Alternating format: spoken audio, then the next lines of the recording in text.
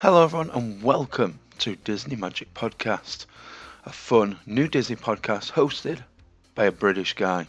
I'm your host, Zach Campbell, and you can join me every other week for magical stories, amazing guests, intriguing history, and overall a trip down Main Street, USA. From Disney parks to a galaxy far, far away, we'll be talking all things Disney and just how magical it is. Get ready for this episode because it's starting in 3, 2, 1. What's going on, Disney adults? Welcome back to a brand new episode of the podcast. Welcome to the first double digits, episode 10. We made it. And I've got a super special guest here today. A super special guest, a ex-Disneyland cast member. I'm going to be talking to him, Palm Springs linguist, better known as Andy. Super excited to have him on. Super excited to hear some of his stories. We're going to have a wonderful talk about Disneyland, and he is the expert. As you all know, I am not a Disneyland kind of guy. I've never been, never had the opportunity to go, but I'm hoping to learn some stories here today. I'm hoping to learn some insider truth, and I'm going to bring you all along with me. So welcome to the podcast. Welcome to Disney Magic Podcast. Let's get into it. Andy is on the call waiting. Let's get him on. Hello, Andy. How is it going? Very good. Good to be here. Good. Welcome to the podcast. Super excited to have you on. Super excited to talk all things Disney, as I'm sure you are as well. Yeah, I'm looking forward to it. There's nothing more, no better topic than talking Disney. Oh, 100%. So yeah, I'm super looking forward to it. Welcome to a little milestone of the podcast. You are the guest on the 10th episode, so that's pretty cool. I'm super excited that Congratulations. Thank you very much. We made it to double digits. It's very impressive. It's going strong. A little bit. So I'm thankful that it's still going. People are still enjoying it. And yeah. So this episode, I'd love to talk about kind of the history of Disneyland from the opening of in '55 and just how much it's changed now from the Eisner area and upwards, and obviously some of your experiences as well. If you just want to give a little bit of insight onto your time as like a cast member, that would be amazing. Or just like a little history of when you was a cast member. Sure. So I grew up 15 minutes away from Disneyland. So I've been going there my entire life.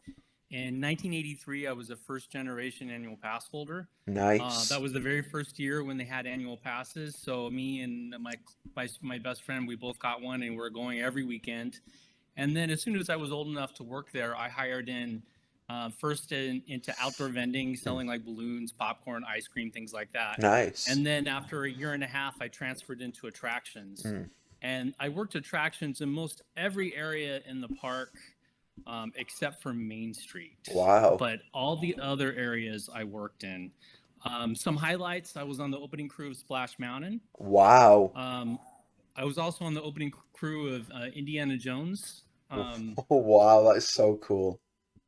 And I'd say my favorite rides to work were, I loved working Pirates of the Caribbean. Yeah. I also like Space Mountain. It's kind of fast paced, and Yeah. I like the quickness of it. Yeah. No way. That is so cool. I bet you have like tons of stories. Yeah, I worked there for 10 years, and still to this day, most of my closest friends originate from Disneyland. Wow. And I left in 96. I was there from 86 to 96. Yeah. And still to this day, even like I live in Palm Springs, which is an hour and a half away from Disneyland. Yeah. But still, like, I have this strong Disneyland connection. Yeah, 100%. I can imagine that, to be fair, especially growing up from such, so close to the park itself, being one of the first annual pass holders as well. That's really cool. And then, oh my gosh, it's impressive, very, very impressive. Back then, the tickets were different in that they didn't just have child and adult; they had junior. which was I believe like 13 through 16 or 13 through 18 or something like that. Okay, So okay. so my first couple, like my first 2 or 3 annual passes, I had a junior annual pass, Oh, which okay. doesn't exist anymore. Yeah, yeah. I think it's just adults from like 11 onwards, isn't it, from children nowadays? Right, right. Yeah, yeah. That is so so cool. It's so so cool. It's so cool to like. I've been like as soon as I found your channel, I've been a fan of your channel to like learn like the insider kind of like stories of working at cast members and things like that. And I found it very interesting that in one of your videos you talked about certain rides being like just one, like being male or female. Um, Yes. So that's definitely evolved over the years. mm, The first of all, the name of my channel is Palm Springs Linguist, yeah, and the specific video that you're mentioning is called History of the Sexes at Disneyland. yeah, yeah, And so that in the history of the sexes at Disneyland, I kind of chronicle how when Disneyland first opened, it was very segregated, mm, as far as the cast members. yeah, There were rides where there were attractions that were just men, yeah. there were attractions that were just women. Um, Beyond that, they would even racially profile people and try to cast people um, based on the roles. So, like Mm, for instance, Tomorrowland Terrace. yeah. Excuse me, not Tomorrowland Terrace. Tahitian Terrace, Mm, which was a restaurant in Adventureland. yeah. Um, they would try to hire Pacific Islanders to work there, but Wow. in Orange County there really aren't that many Pacific Islanders, so they would hire people with Asian Yeah. backgrounds to work there. And then, like another example is they had the Indian war canoes Mm, in Frontierland, and so they would, of course, try to hire Native Americans. But again, there aren't that many Native Americans in Orange County, yeah. so a lot of different Hispanic people with a Hispanic background would get placed there. Right. Oh, But it. I worked some of those rides that were just men. So Yeah. I worked the Skyway Mm, and the Submarine Voyage and Davy Crockett's Explorer canoes. All of those were all male crews at the time. wow. That is wow. It's so cool to see like the history and how much it's like evolved through the course of like being inclusive and everything like that. And when did that start to happen? The like the inclusivity of like the male and female like cast for the rides and things like that.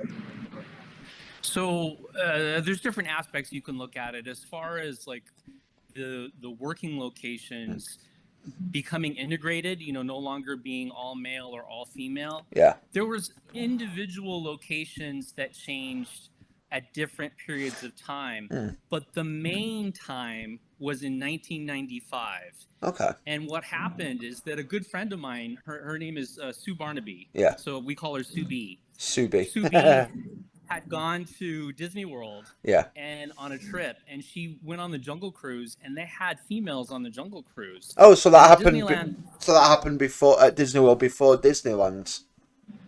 yes, Mm, sort of, because it actually happened at Disneyland a couple of times before 1995, okay. but it didn't stick. Right. Yeah. They were kind of like trying it, see if it could work. Right. There was one time in the 70s and one time in the 80s that they tried, but it was very brief, Yeah. and then they discontinued it. Ah. Yeah. Yeah. But in 1990, my friend Sue B went to supervision and said, "Well, why can't I work at the Jungle Mm, Cruise?" And they thought about it and they said, "Sure." And she said they told her, "Pick another woman to get trained with you," and she picked Joy Weber, mm. who is the most fun person at Disneyland. So the two women that worked Jungle Cruise in '95 that started this whole domino effect, Yeah. because after that, the rest of the year, Disneyland Supervision started to train men on Storybook Land, Mm. men on Disney Story, women on Mark Twain and Submarine Voyage, and all these rides that were segregated were all becoming integrated. And it really started with my friend Sue Barnaby. That's so cool. A piece of Disneyland history right there. It's so so cool. And when you talked about inclusion, I mean, that's inclusion on the rides Yeah. as far as the cast members. It was, I I'm not sure exactly the year, but maybe like within the last 5 years that they added a key. And Okay. what that means is that when you receive orientation as Mm. a Disney cast member, they tell you there's certain keys Yeah. to working there, things like efficiency and safety and courtesy, Mm. things like that. Yeah. You know, kind of like values that you should guide the way you work. Okay. Okay. And Yeah. Yeah. they added inclusion as a key. Oh, lovely. That's cool. That is very, very cool. So that's part of your Disney training then as a cast member. Right. So that didn't happen in my day, but that Yeah. happened like in the last 5 years or so. So if you were to hire in today, that would be part of your training now. That is very, very cool. And it all started with Sue B right there in '95. That's so cool. Definitely one of the major, beginning of that Yeah, domino yeah, effect. yeah. It's so very cool. Um, yeah, I mean it's so cool. Like the costumes as well. Were they different for the male and female once they, obviously once they became more integrated and things like that, or were they similar kind of outfits and So, things? yeah, the costumes have definitely changed over the years, Yeah, and once they started to integrate men and women together on attractions, of course, many attractions were already co-ed. yeah, yeah, yeah, Uh, it was only specific ones that were all male or all yeah. female. Some of the attractions had the other sex equivalent for their outfits, Okay, but yeah, yeah. some of them didn't. So an example of one that didn't was Jungle Cruise. Okay, okay. So Jungle Cruise, had an all-male crew, and they only had male costumes. Yeah, yeah, yeah. So when they trained my friends Sue B and Joy, the two of them, they kind of had to like piece together a costume. Yeah, yeah. They had Indiana Jones had just opened, Yeah. and next door, and Indiana Jones had a female costume. Okay. So they basically wore the Indiana Jones outfit. I'm not sure if the hat was the same, Yeah. but that was temporarily until they created a costume for both sexes, and they had to go through and do that with several of the attractions Yeah, to yeah. accommodate this inclusion. Mm, that's so cool. Yeah, because I know so. Something Oh, go on. Sorry. something that had changed over the years too as a cast member is that you used to be provided 15 minutes at the end of your shift, and then you would go and you would change your costume for the next day, but you Okay. weren't allowed to take your costumes home. Yeah, yeah, yeah. They have to stay on Now, property, don't they? Yeah. yeah, now people can take their costumes home for the most part, Oh. and so for an old school Disneyland person like me, Yeah. it's so weird to see somebody in a Disneyland costume standing at the bus stop on Harbor Boulevard. Yeah, yeah. I bet. Yeah, you're like you're not supposed to be in your outfit. What are you doing? Yeah, or at McDonald's or something. It's like, at least take off your name tag, Yeah, yeah, yeah. put on Just a jacket or something. just in the McDonald's drive-through. Yeah. I can see that's because obviously Disney's changed over the years. I know over the past couple of years they've updated the Disney look, haven't they, to be more accommodating for the newer generations and tattoos and things like that. And obviously has that's changed a lot since you was a cast member. Oh, tremendously. So what we always called it was the Disney look. Yeah. And when you hired in, you received a booklet called the Disney look, and it had very strict guidelines to how to groom yourself and Mm. present yourself. So, for example, as a man, your hair had to be cut over your Yeah, ears. yeah. Um, you couldn't have long hair, you couldn't have a mustache, you couldn't have a beard, Mm. you couldn't have any piercings. So I remember there was one guy that got his ear pierced, and he knew he couldn't do that. That he would have been sent home. Yeah, yeah. So I guess I've never had a piercing, but I guess if you get a piercing, you have to keep the earring in for a couple of weeks I to th- let your body I adjust. think so. Yeah, I think so. Yeah, yeah. So what he did is he put a Band-Aid on his ear to cover up the earring. I just got a really sore ear. It's all right. It's fine. Yeah. Yeah. And there'd be people back in the day that would try to, get a job at Disneyland, and they might just have like a single tattoo, and Yeah. that single tattoo, sometimes it was like Winnie the Pooh or Mickey Mouse, and it's Yeah. like, no, they were all turned away. No way. That's so crazy. So So very different now. very different now because I know you're allowed like a certain you're allowed to show tattoos now, I think, are you? You're allowed some sort of facial hair. So obviously it's evolved quite a bit. A bit of a controversial question. Are you a fan of the new Disney look or? um, okay, so I don't feel like I can give a simple yes no answer on that. I do feel that it's good to make accommodations Mm. if you have, like, if your ethnicity or your culture, I Yeah, shouldn't say yeah, ethnicity, your culture. yeah, yeah, Like, for instance, if your culture, you shouldn't have to change your culture in order to work at Disneyland. yeah. So, like, for instance, if you're a Muslim woman and Mhm. you need to wear something on your head, by all means, you Yeah, should be able to wear something on your head. yeah, of course, yeah, yeah, It shouldn't be so strict that you can't be yourself. yeah, of course, yeah, I feel the same way about, if somebody's transgendered, it's like, okay, if they're transgender, they're transgender. yeah. You need to let them be themselves. Hmm. But I feel that some people have taken it to the extreme, and you see people that don't look at all clean cut. Yeah, Um, and I mean, most of the cast members look perfectly fine. yeah, There's yeah, just a small handful where it's like, oh, the whole idea of the Disney look is you didn't want it to feel like a carnival. yeah, yeah. That, yeah, yeah, yeah. I suppose if you take it to the extreme, then it's. I think it's one of them where it's kind of like hard to get used to that because obviously it's been the previous way for such a long time. And I think if people take it to the extreme, then I mean I'm more than happy for people to be who they want to be. I mean that's all about inclusivity and things like that. But I think for some people they do take it a little bit too far sometimes, especially for like a workplace. Like I work with children, so I've got to remain like looking professional and everything like that all time. So it's the same kind of guide, not guidelines as like the Disney look, not as strict, but there have been some Uh-huh. places I've worked in the past where they're like, oh, you're not allowed to wear any jewelry, you're not allowed to wear any like acrylic nails, your hair has to be like in a certain style, it has to be tied up and things like that.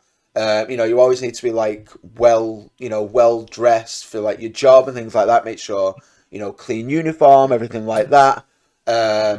It's those type of things that that I can sort of get from Disney. But then obviously some people tend to, like you say, take it a little bit too far. And you're like, oh, like you say, it's a small handful. There is a small handful.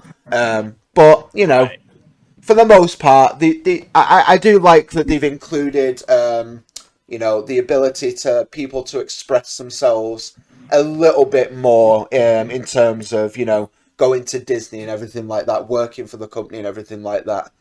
Um, It used to not just be cast members with all these rules. yeah, yeah, It used to be that guests coming into the park, while their rules were not nearly as strict as mm. cast members. For instance, remember back in the days when punk rock was a big Yeah, yeah, yeah, yeah, fad, yeah, yeah, yeah. and people would have like a purple mohawk. Mm. That wouldn't be allowed in the early '80s. They would stop you at the main gate and ask you if you, either if you could wear a hat or Oh, if you can wash it out. okay, okay. But if you weren't willing to do any of that, they would turn you away. Oh, yeah, yeah. I can see that. Obviously you've got to maintain the image to a certain sense. Yeah, yeah. I feel like in like the past few months as well, I've read some articles where some people have been like turned away or like like taken out of the park because of like some outfits that we were wearing as well. So I feel like sometimes again people take it a bit too far, to Yeah, try and push out the boat as far as they can, and yeah, it's just one of those. It's trying to see where how far you can take it, isn't it? And and obviously people push yeah, it out too far and things like that. But it's cool to see the evolution of Disney because obviously the Disney look has been like that for oh gosh since it started, hasn't it? Like I say, it's only recently just changed in the past few years. Um, so it's very cool. right. Um, I want to move on to a little another topic. Now, I the last time I went to Disney, I wasn't old enough to like drink alcohol. I was only 16. I was a baby Uh-huh. last time I went to Disney World. So my next thing is obviously the Disneyland and alcohol. Now this has been a running debate for years, for as far as I can tell, whether they allow it on property and whether they don't. Now, there are certain places that they do allow it in, like restaurants and things like that.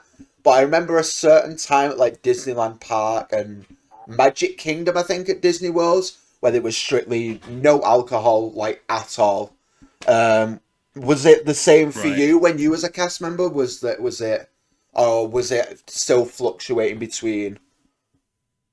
So Disneyland never had alcohol up until just recently, Oh, really? uh, with a with a couple of exceptions. Yeah. One thing is, I think originally the idea was that they wanted it to be perceived as a family park Mm. that's good for members of of the entire members of the family of all ages. Of course, yeah, And there was fear that if they served alcohol, people would get rowdy, and then it wouldn't be the type of atmosphere that they would want. Okay, so yeah, that was the thinking in the beginning. yeah, And so for many decades at Disneyland, there was no alcohol. And if you wanted alcohol, what people would do is they would get on the monorail in Tomorrowland, yeah. Okay. and the Disneyland monorail takes you to the Disneyland Hotel, and people would get off at the Disneyland Hotel, go to one of the bars or the restaurants at the Disneyland Hotel, Mm. get something to drink, and then come back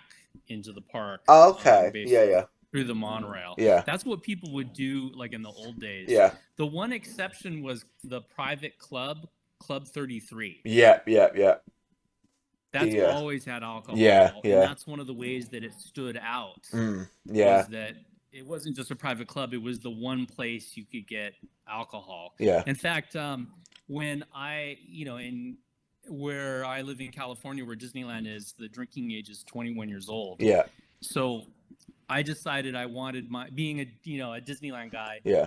I decided I wanted my very first legal drink to be in Club 33. Oh, very exciting.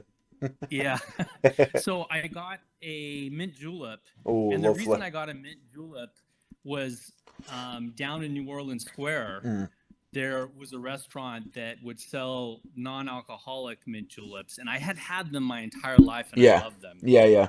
Um, so I finally get like a real mint julep, and Nice. it was just awful, just Oh awful. no. Oh.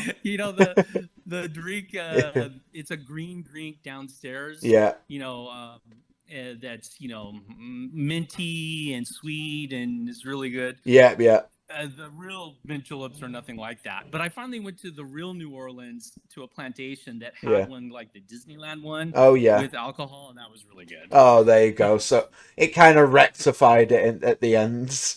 Oh, there's nothing worse when you're wanting something. You're like, yes, I'm looking forward to this, and it's just awful. That's so unfortunate. So with alcohol, you had Epcot Center Yeah. in Florida, and of course Epcot Center has always had alcohol, Yes. Yeah. Yeah. and it's even become kind of like a selling point. World Showcase is famous for people drinking around the world. Oh yeah, 100%. Yeah. Yeah. Yeah. It's a big thing that like drinking around the world in 12 countries. It's like exploring all the different like offerings that they have. Yeah, it's an interesting concept because obviously the World Showcase is like a big part of Epcot itself, and like I don't know, it seems too much. It seems like a lot of alcohol. I don't think I would be able to do that. Yeah, I, I I don't have enough tolerance to drink a drink from every country. Oh, definitely I not. can No, have one, and I'm good with that. that's it. Yeah. So when Disney's California Adventure opened Mm, across the street from Disneyland, yeah. they decided to make, because they already had the experience with Epcot Center, Yeah. Yeah. they decided to allow alcohol there from the beginning. Oh, cool. So at a certain point, at Disneyland, it started to become kind of silly because the whole theory that selling alcohol in the park would make people become rowdy. Mm. Well, Disney security does a good job, and Yeah. Yeah. Yeah. most people, not everybody, of course, you're never going to have everybody, Yeah. but most people come into Disneyland with good intentions, Mm. and they're not going to become super obnoxious. Yeah. So at a certain point, it's like, well, why don't we have this in Disneyland? It's working just fine everywhere else. Yeah, that's it. That's it. Yeah. I mean, it's one of them, isn't it? It's like it works in the rest of the parks, especially like the stories that you hear, like the very extreme cases. I don't know if you heard about the story about the guest that was climbing up the Mexico Pavilion pyramid. I don't know if you saw that. Oh no. No, so there was a lady that was a very, very drunk. She climbed up the pyramid. She got stuck. Uh-huh. So the security had to come and get her down and escort her out of the park. And it was just that was like that. It's one of those rare cases, but for the most part, people are mainly like they're very placid. They just want to have a bit of a good time. I think Disney's a good. Right, it's an outlier. Yeah, yeah. I think Disney's a good place to have all of that kind of stuff. Which is, I hope they do it more, and obviously with Disneyland, they've only recently doing it. I hope they continue to do so, and everything like that. So, but yeah. Speaking of California Adventure, you mentioned California Adventure. Did you go to the very beginning of California Adventure? Did you get to experience Yes. that? And how was that from a person? I've heard some awful stories of California Adventure when it first opens. Yeah, so I was there. I did go to some soft opening Yeah. days at Disney's California Adventure, and then I was there on the official opening day. Mm.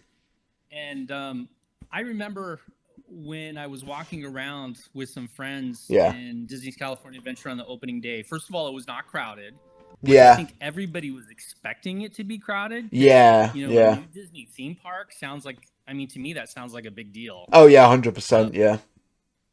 It was not crowded at all. And I remember walking around thinking like, oh, I bet you I'm going to run into people because, the people that I had met in the 80s, being an first generation annual pass holder, Yeah. Yeah. I was like, okay, if they're ever going to come back on the same day, it would be that day. Yeah. And I didn't run into anybody. Oh, But as far as my really? impressions of the park, it just very much seemed like a park done by committee. Yeah. Yeah. It, it just seemed cheap. Yeah. Now, don't have that opinion of it now. I think that they've done a very good job of improving it. Oh yeah, the turnover of California Adventure is very, very impressive nowadays. But this was at the back end of Eisner's like CEO, wasn't it? Of like obviously Frank Wells had passed, and he was still managing with all of that. It wasn't his best work. It was here, and I think Disneyland Paris, the Walt Disney Studios over in Paris as well. They were That's just even worse. oh yeah, they were just so like lackluster and just so disappointing that just like it's I almost feel sorry for him because that's part of his legacy that everyone talks about. But I feel like Eisner did so much for the company, like in terms of like the parks and like in his like tenureship of CEO. Animal Kingdom, Hollywood Studios, California Adventure, um, Hong Kong Disneyland, Tokyo, I'm pretty sure as well. There was a lot going on, and then he just gets all that for California Adventure, and it's just like it's crazy because obviously it was very very cheap, and they had to make those last minute adjustments in terms of like all the over kind of like media that was happening with Princess Diana with Superstar Limo and everything like that. So it kind of just flopped in the beginning, but the turnover of Yeah, it now is just impressive. It looks like a very good part nowadays. absolutely. And obviously cars. Well, first of all, you mentioned Superstar Limo, and Yeah. that was actually kind of a lot of fun because it was one of those situations where it was so bad that it was good. Oh yeah. You know, everybody had to go on Superstar Oh Limo yeah. just so that they could laugh at it. Oh yeah. 100%. Yeah. Yeah. So uh, I feel that when they added Cars Land, of mm, course, Cars Land, the atmosphere is really good, the yeah. Yeah. attraction's really good. But even more impressive to me was Buena Vista Street, which Yes. Yeah. which is that entrance area. Yeah. The reason why I say it's more impressive, it's not actually more impressive than Yeah. Cars Land, but Cars Land obviously had like a big new ride, and it's Yeah. clear that they're going to make money from people coming in just for Cars Land. Oh yeah. Where the reason I'm so impressed with Buena Vista Street is, there was no attraction that they added for that. Yeah. It simply was to improve the overall experience.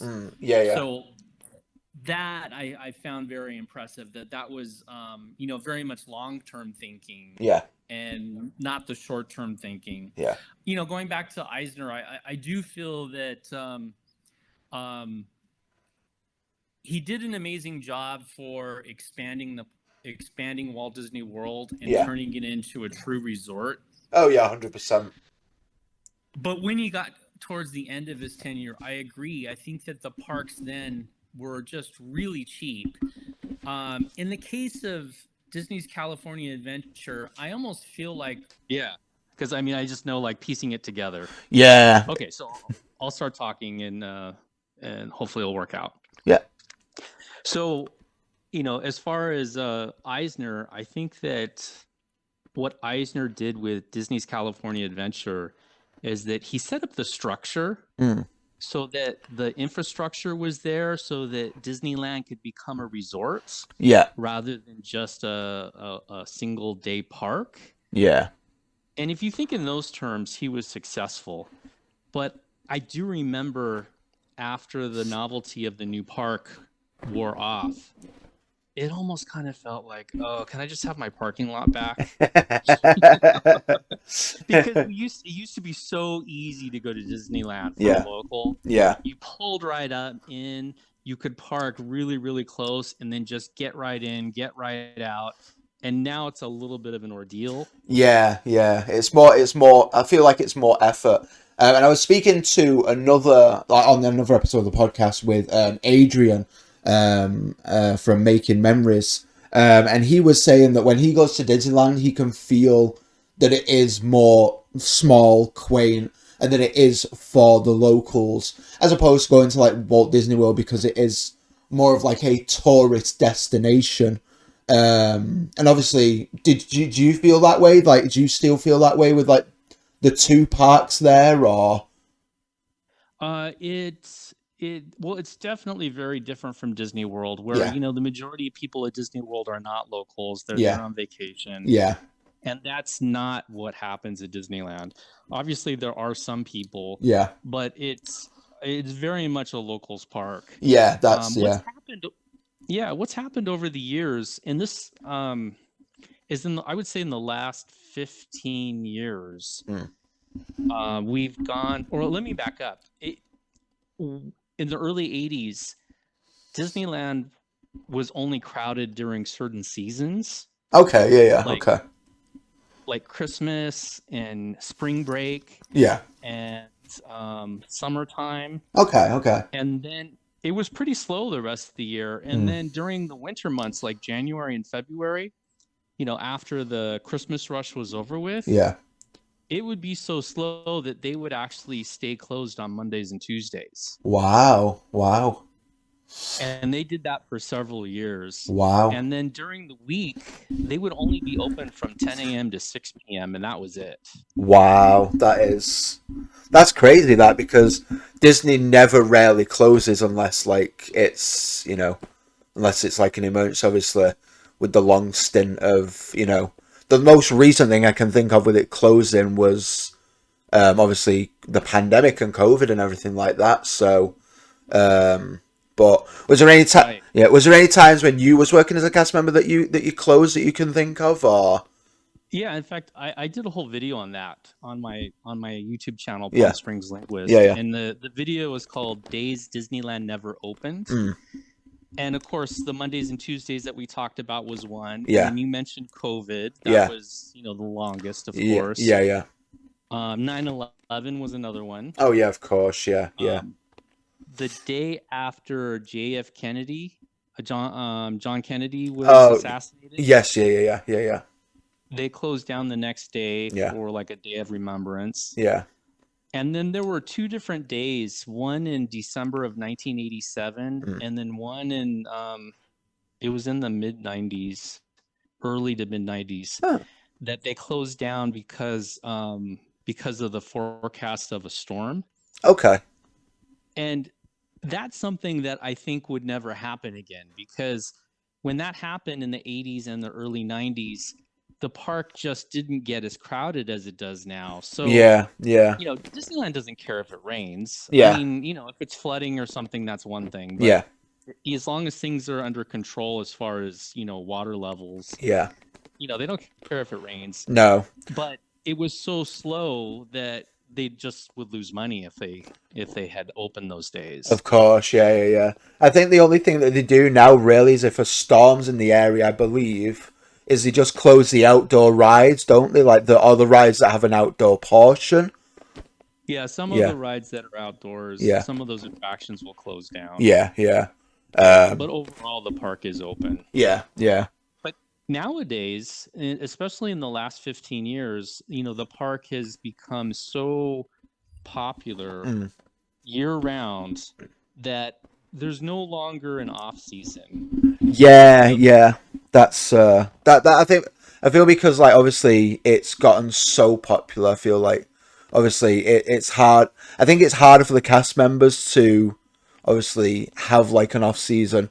You have like the quieter seasons, don't you? Like towards like going back to school and things like that. I feel like that's a bit of a quieter time, is it? Or Well, it used to be, yeah, but it really isn't now. I've gone into the park recently, and I talked to some of the colleagues that I used to work with yeah. who have literally been there 50 years. Wow, And what they told me is they said that, Andy, it's the same every day. wow. The and we now have the reservation system, Yeah, and the whole point of the reservation system is to spread out the crowds. yeah, yeah, yeah, And so, while that, I know that they've pretty much done away with that in Disney World. And of course, as a guest, it's a bummer to have to do that. But yeah, I totally get why they have to do that at Disneyland, yeah, because it's so crowded. So it's completely changed as far as its popularity. It's gotten more and more and more popular over the years, yeah. and it's and more local over the years. Yeah, yeah.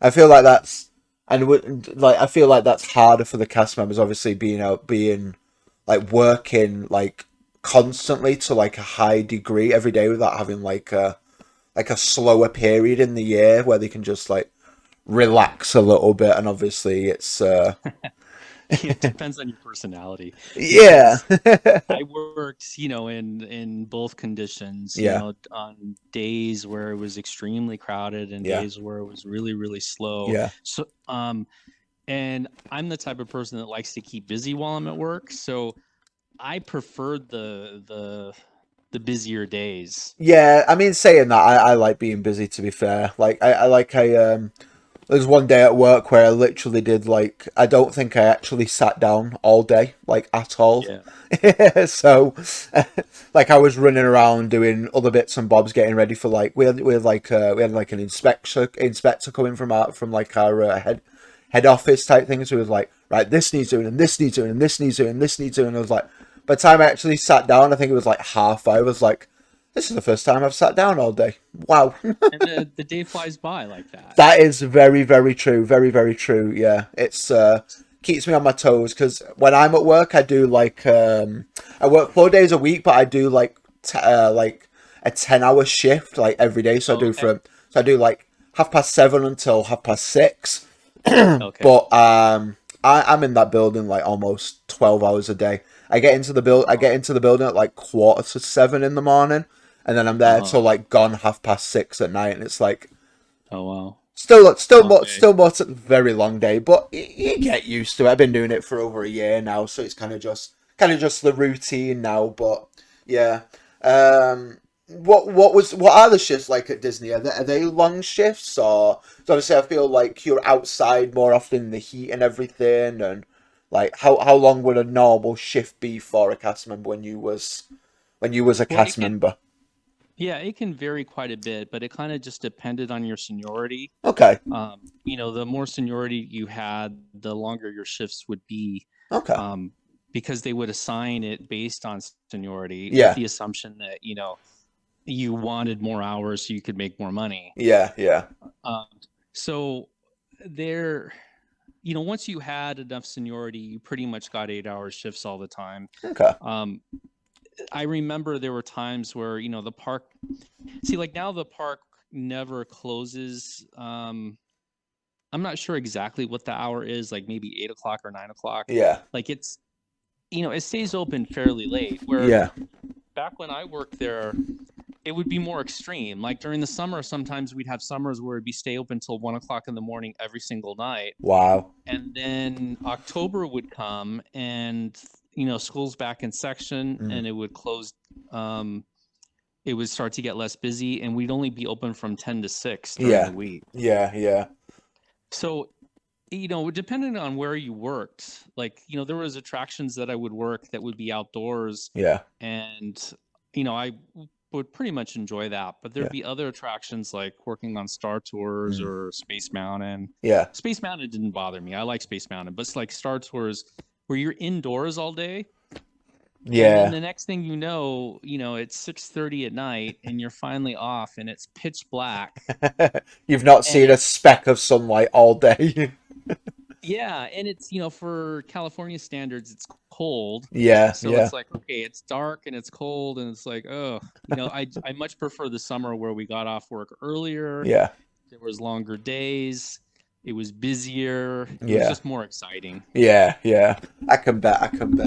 And then obviously, I'm just gonna assume after you finish work, like in the summer, you just went to the parks. Like you just spent the rest of your Disney day like as a guest after you did like handed in your your costume and clocked out and everything, or did you just go home or?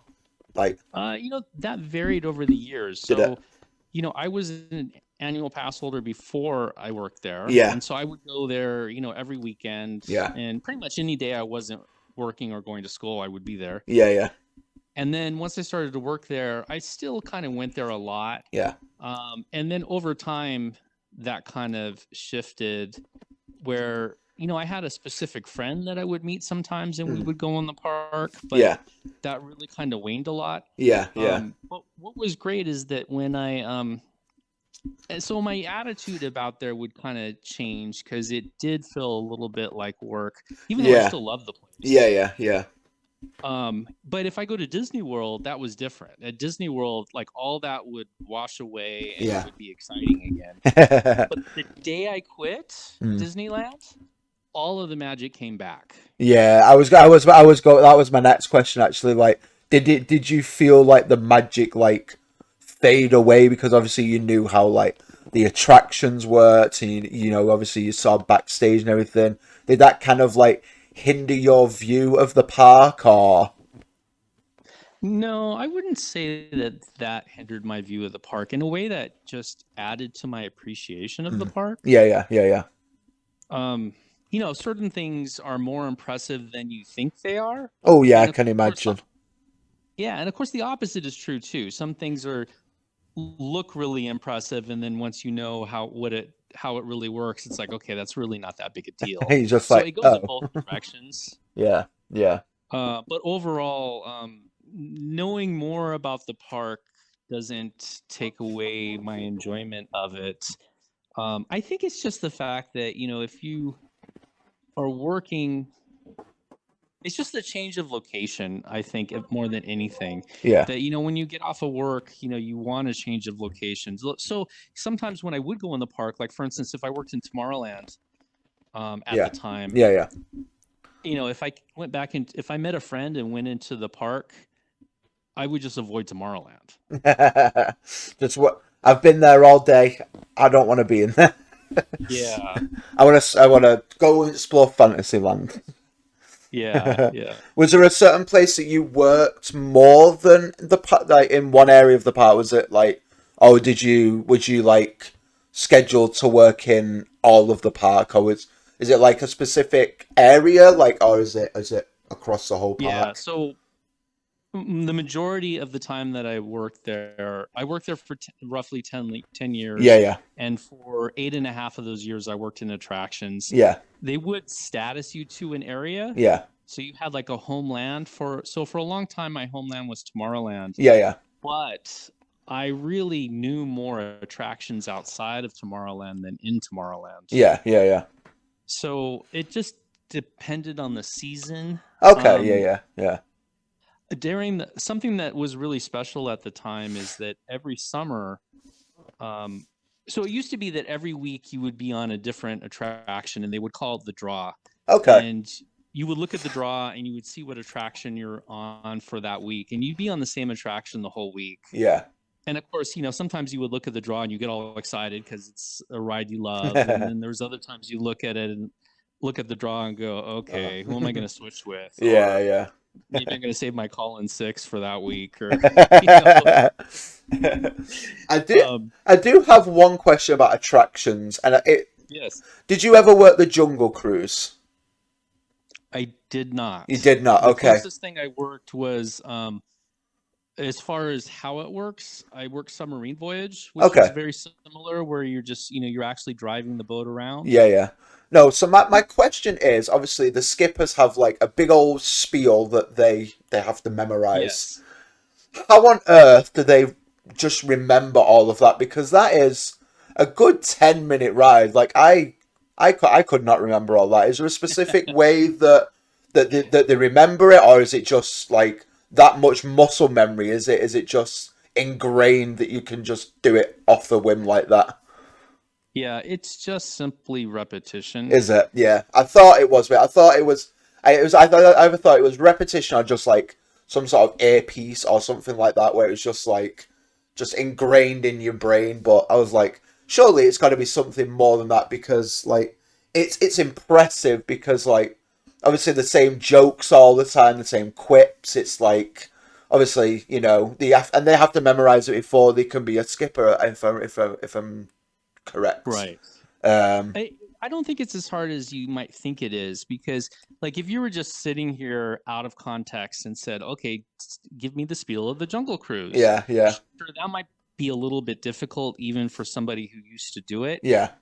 But if you went on the ride like with somebody who used to be a Jungle Cruise skipper, Yeah. and they were a guest, Yeah. all of it would come back to them. And I think the reason why is that you have all the visual cues. Yeah. That is very, yeah. I can see where you're coming from with that. Yeah. Yeah, so you never have to give the spiel out of context. Yeah. It's kind of like you've got everything there around you to like, oh, it's this part. Yeah. Yeah. So it's just muscle memory. There you go. Questions answered. Right. Questions. All these questions I get to ask, and it's very, very, very exciting, because I do want to be a cast. I do want to try and be a cast member at some point, but obviously it's a lot harder for like a guy in the UK to like get all the visas and get all of the, get all that kind of stuff together to do it. But it just looks like such a cool job. And obviously, I know Would it. you do it at Disneyland Paris, or where would you do it? I don't know. I was actually thinking like Disney World. Like I don't know. I feel like I do like the Disney World park. And the only thing, I think the only thing that puts me off is like the extreme heat with like the costumes. I know they can be very very like heavy and like you got to stand out in the sun for a long time. But I'd love to give it a go. I'd love to like be a cast member and just have that experience. But I will live through you, Andy. I will ask you all the questions. Okay, very good.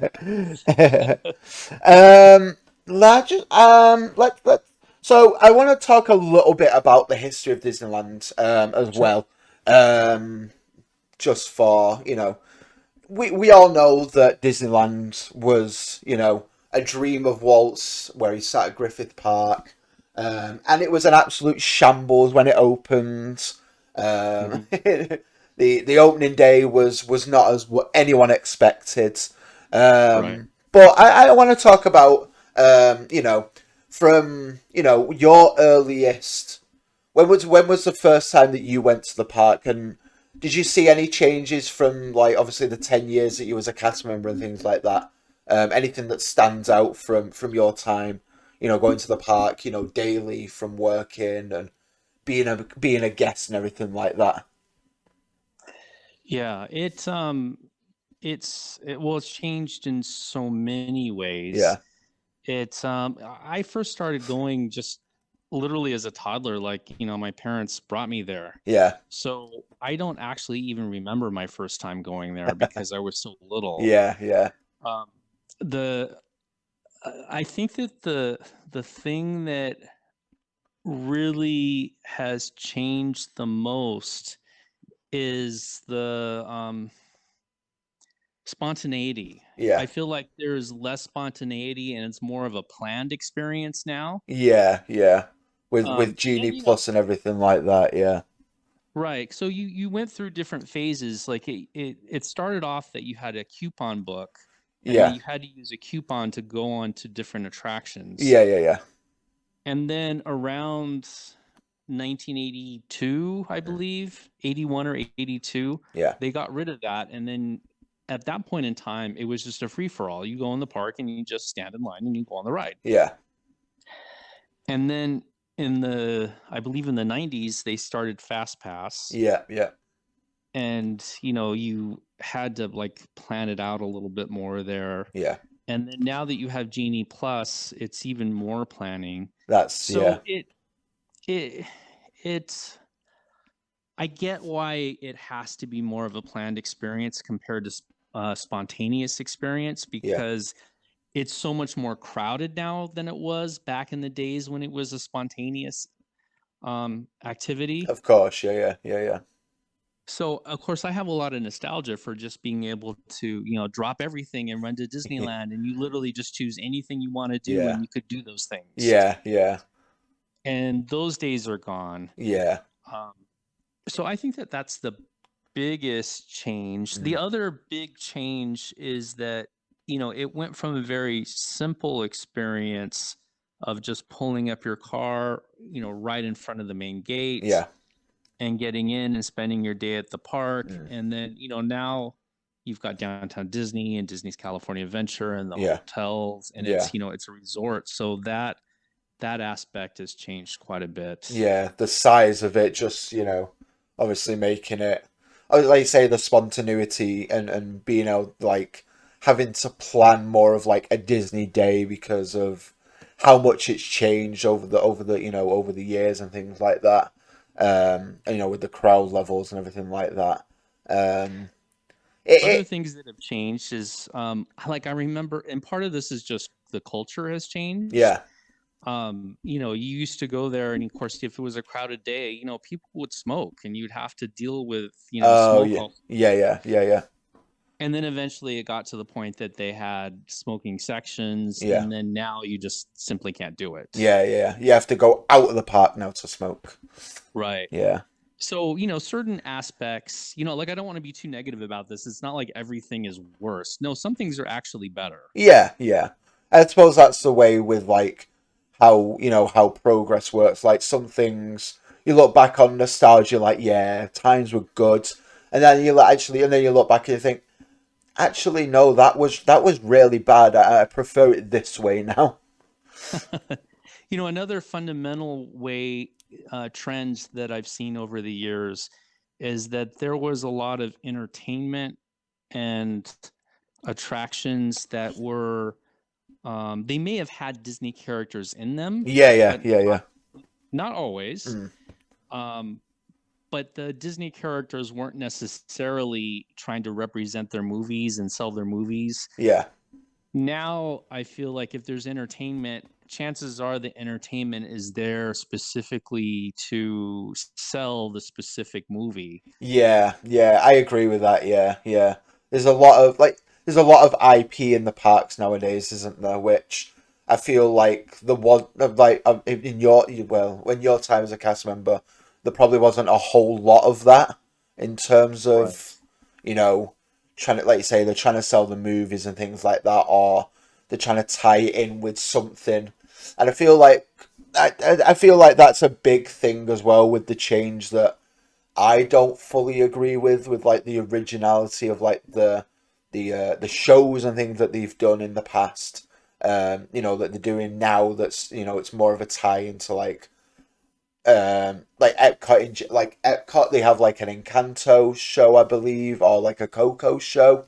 Uh-huh. You've got Frozen. You've got all of these movie tie-ins. But if you go and check out Andy's channel, he's uploaded like a ton of the old shows from like Disney World and Disneyland from like the 1980s, 1990s. They're a very good time. They're all the stage shows. They're very cool to watch. And it just shows how much originality that the parks do have or did have in the past.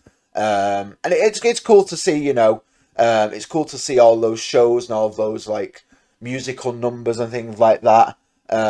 It's very, very cool. It's very, very cool. Those are those videos are good examples of, I have shows like Disneyland is Your Land Yeah, and Showbiz is and America is and yeah, things like that. And they are excellent examples of how the park has changed, the trend that I was talking about, because most of those shows had Disney characters, but the Disney characters were there to enhance whatever artistic decision they had made, yeah, yeah, whatever the content was. And the content was there to entertain you. It wasn't to sell something. yeah. That's it. That's it. It was there for entertainment purposes. Yeah, Now, sometimes when they do something specifically to sell something, sometimes it's really good quality and it's good. So it's not like that's always bad. yeah, But it does make me feel like, at least when it comes to the entertainment, that we don't have as much of a variety of entertainment as we used to have at the parks. yeah, yeah. And again, I think that's just progress, isn't it? I think Disney's mindset, from my personal point of view, is if it doesn't have like a movie IP or a movie tie-in, it's not going to do well in the park. Which isn't the case, because if you look at rides like Pirates, Haunted Mansion, Jungle Cruise, Soarin', Live Wonderland, all of those kind of rides, they all stand the test of time because they're original ideas. I feel like with a movie IP or like a movie tie-in, its time could be limited because obviously the popularity disappears and from it. Whereas something as timeless as like the Haunted Mansion or Pirates, it stands the test of time because it's an original Right. idea. Obviously, Pirates had a change undergo it a couple of years ago because of its cultural differences from way back in the day. Yeah. But it's changed, and people are happy with it and things like that. And I feel like if they did more original, more entertainment, more things like that, I think people would enjoy it. But I think Disney's mindset is, if we do that and it flops, then we've lost a lot of money, and it's not always about the money. It's about the entertainment. It's about the people coming to visit the parks, and the people want a show. Right. Yeah. Absolutely. Yeah, definitely. I feel that in the old days, it felt much more like the parks operated much more independently of the rest of the company. Oh yeah, 100%. Yeah, yeah. In fact, even the different parks work very independently of each other. Like, Disney World and Disneyland, Yeah. wouldn't even communicate all that much. No, They no. really probably should have communicated more than they did. And that's definitely changed over time as well. Yeah, yeah. It's all under one big umbrella now, isn't it? To like try and Yeah. make it as coercive as possible. But it's one of them. It's a learning curve. You can't try if you can't fail if you can't try. And you can't Right. It's both succeed if good you and can't bad. try. Yeah, you've got to try. You've got to try and figure out what works best for everyone to try and appeal to more of those people and things like that. And yeah, it's very cool to see the evolution of Disney. It's very cool to hear all of your stories, and it's super exciting. It's super exciting. But I think we are coming up to an hour collectively. Obviously, with the 2 recordings that we had to do with Yeah. the Zoom Well, this has been the fun. Zoom call broke, so. But yeah, it's been super fun talking to you, Andy. I truly appreciate you taking time out of your day to talk to me. Thank you for being on the podcast. I've really, My really pleasure. enjoyed it. It's been very, very fun.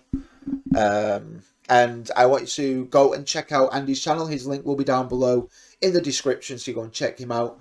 And he has a lot of fun videos, a lot of fun history lessons, a lot of fun insider cast member information. So if that's your jam, then go and check him out. Be sure to like, comment, share, and subscribe here for new podcasts every other Friday and new videos every other Monday. I've got some great content coming your way.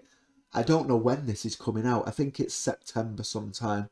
So be on the lookout for some Halloween stuff. We are doing some Halloween stuff. I'm working on some spooky stuff. So keep your eyes open for that. Go check out Andy's channel and have yourselves a wonderful and a magical day. Thank you so much for watching. Bye bye.